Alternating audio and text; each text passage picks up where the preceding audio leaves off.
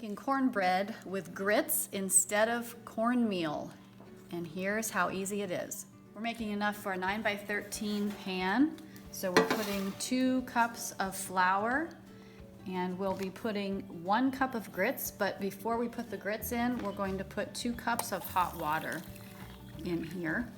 Let it soak for just a little bit while we're getting the other ingredients together. Give that a good stir. It just gives it a head start on absorbing and softening the grain. Putting in a 1/4 cup brown sugar, 2 tablespoons baking powder, and about a teaspoon or a teaspoon and a half of salt. And instead of 4 eggs, I'm using this egg replacer. That's it for our dry ingredients. Now we're ready for 2 cups of water, and our grits are warm. They've been absorbing.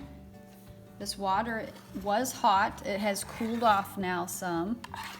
And so we'll be adding it to this cold water mixture we just put in here. And remember the oil, we're doing 1/2 cup of coconut oil.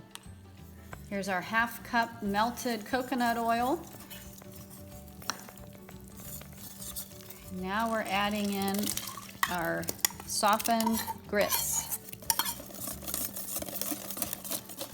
It's still a little thin, so we're going to add another cup. I think I miscounted earlier, and this is going to be more the consistency of regular cornbread. So it should look like the batter you usually have for cornbread. So if you need a little more flour or a little more liquid, just adjust it until it looks about like that.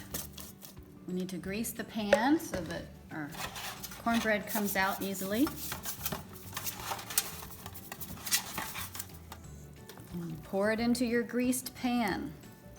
Bake it for about 25 minutes on 425.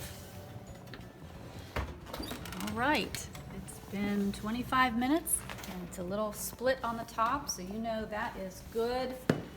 Almost said cornbread, grit bread. Okay, we're going to slice this now that it's cooled for just a couple minutes. So here's a steaming slice of, not cornbread, grits bread. And we like to have ours right in the middle of a steaming bowl of chili.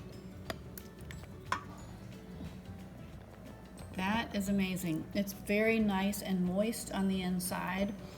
Making this recipe without soaking the grits first would have made it a little drier, but this makes it very nice and moist. Delicious.